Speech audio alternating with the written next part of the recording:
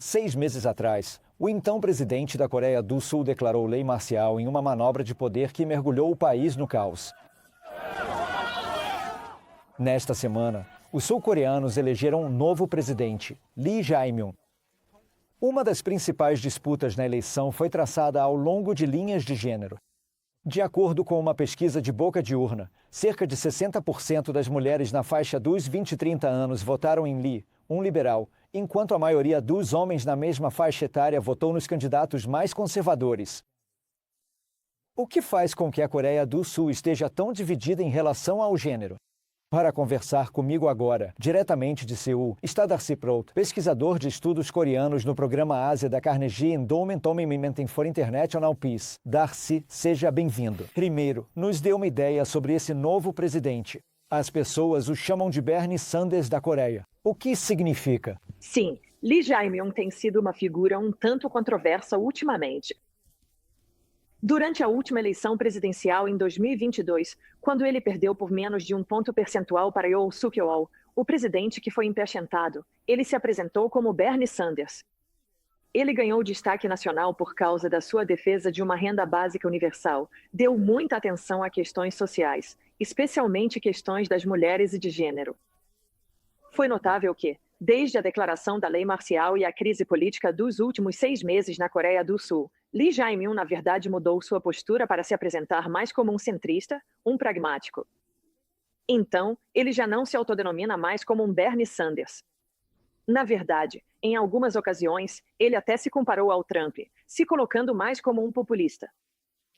Então, há muitas coisas acontecendo. Ainda restam muitas perguntas sobre quem ele será daqui para frente. E nos conte sobre a questão de gênero. Quero dizer, a divisão parece realmente tão acentuada quanto em qualquer outro lugar do mundo. Por que homens e mulheres sul-coreanos estão divergindo tanto em relação às suas afiliações políticas? Sim. Como você mencionou, estamos vendo uma divisão de gênero no mundo todo, e particularmente isso é muito evidente entre os jovens coreanos, certo? Essa é uma história que estamos vendo na Europa. Certamente estamos vendo nos Estados Unidos. Mas na Coreia do Sul a diferença é muito maior. E podemos ver isso nesta eleição. Podemos ver isso na eleição anterior. Na verdade, acho que foi a eleição anterior que trouxe muitos desses temas para o debate nacional. Alguns anos antes, a Coreia teve um movimento Me Too bastante forte. Houve uma tensão nacional muito grande voltada para a violência de gênero. O assassinato de uma jovem em uma grande estação de trem em Seul realmente impulsionou a questão da desigualdade de gênero para a agenda nacional, e isso foi ainda mais alimentado na eleição de 2022. Então, explique para mim a divisão de gênero na Coreia. Por que você tem, quero dizer, as condições sociais que levam a isso?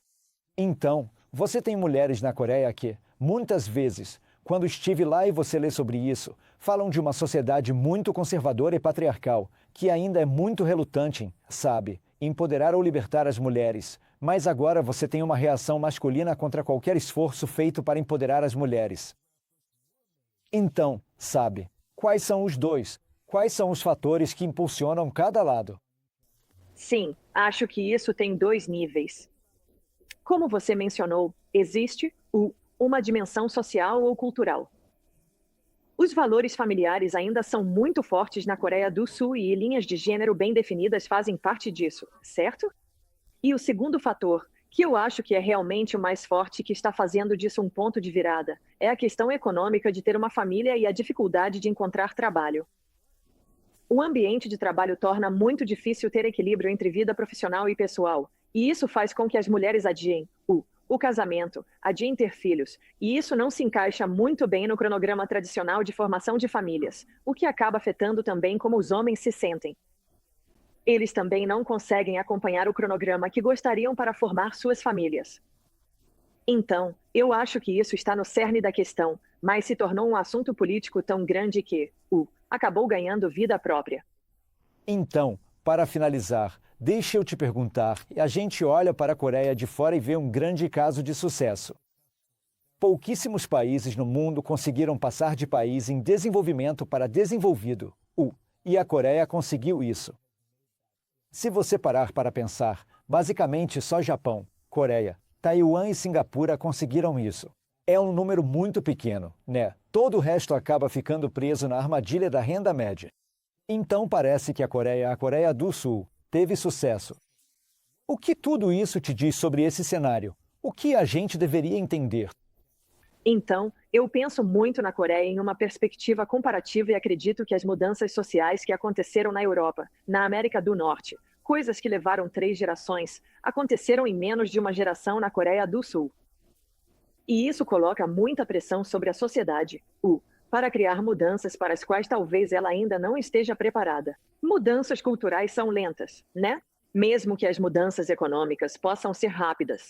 Então, mudanças sociais são lentas, mudanças políticas são lentas, mudanças institucionais são lentas. E, na verdade, muitas dessas coisas estão acontecendo em todo lugar, só que na Coreia do Sul acontece em um ritmo muito mais acelerado. Acho que isso ajuda a explicar algumas dessas questões e também significa que a Coreia pode servir como um termômetro do que está acontecendo em outros lugares. Então precisamos observar o que a Coreia do Sul faz para lidar com esse tipo de situação, para que possamos nos adaptar em outras partes do mundo também. Isso é fascinante, o lado negativo do sucesso rápido. Darcy, muito obrigado. Foi um prazer ter você aqui.